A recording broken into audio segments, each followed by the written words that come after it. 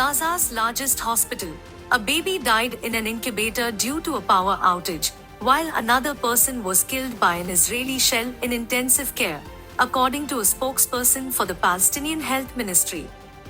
The hospital had suspended operations when the fuel ran out due to Israeli siege. Israel has claimed that militants placed command centers under Gaza hospitals, making them potential military targets. However, Hamas denies using civilians as shields, and health officials express concern about the risk to patients and staff. The Palestinian Health Ministry has warned that 39 babies are at risk due to issues like lack of oxygen and electricity in Gaza. Meanwhile, WHO Director General Tedros Adhanom Ghebreyesus said that health workers had to leave the Al-Shifa hospital in search of safety.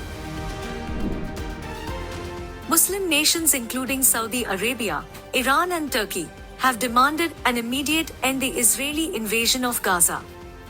At a joint Islamic Arab summit in Riyadh, Crown Prince Mohammed bin Salman condemned Israel's crimes against Palestinians. The summit was attended by leaders like Iranian President Raisi, Turkish President Erdogan, and Syrian President Assad. The Saudi Crown Prince criticized the United Nations Security Council's failure to stop Israeli violations of international laws in Gaza, while Palestinian President Abbas described Israel's aggression as a genocidal war and urged the United States to end Israeli violence. Iranian President Raisi praised Hamas for resisting Israel and called for oil and goods sanctions on Israel. Turkish President Erdogan called for an international peace conference for a permanent solution, while Qatar sought to mediate the release of Israeli hostages. The summit replaced scheduled extraordinary meetings due to the extraordinary Gaza situation. The summit takes place amid Israeli sieges on Gaza's Al-Shifa hospital, resulting in the death of at least one baby in an incubator and endangering 39 others. Additionally, another patient was killed by an Israeli shell in the largest hospital in Gaza. This conflict has led to a shift in Middle East alliances as Saudi Arabia engages more closely with Iran.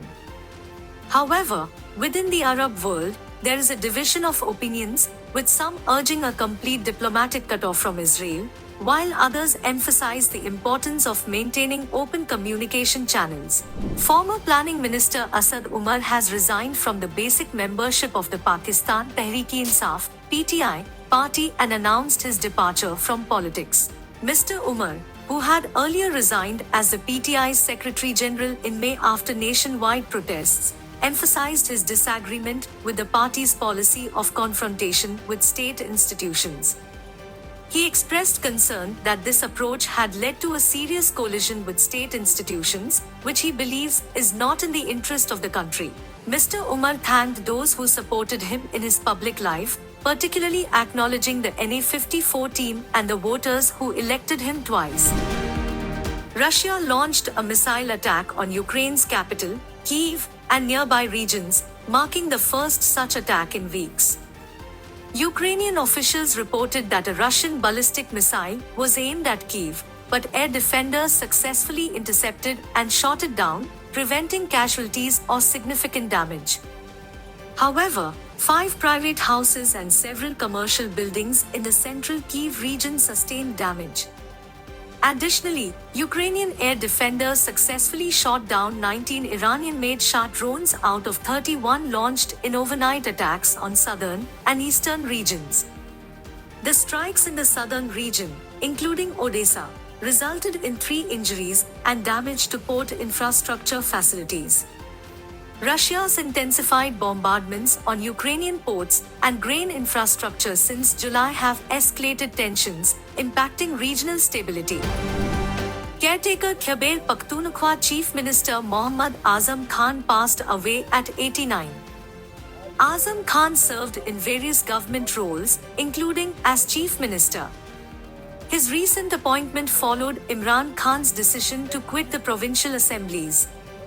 The interim information minister assured the prompt appointment of a new chief minister, stating that the provincial cabinet remains intact.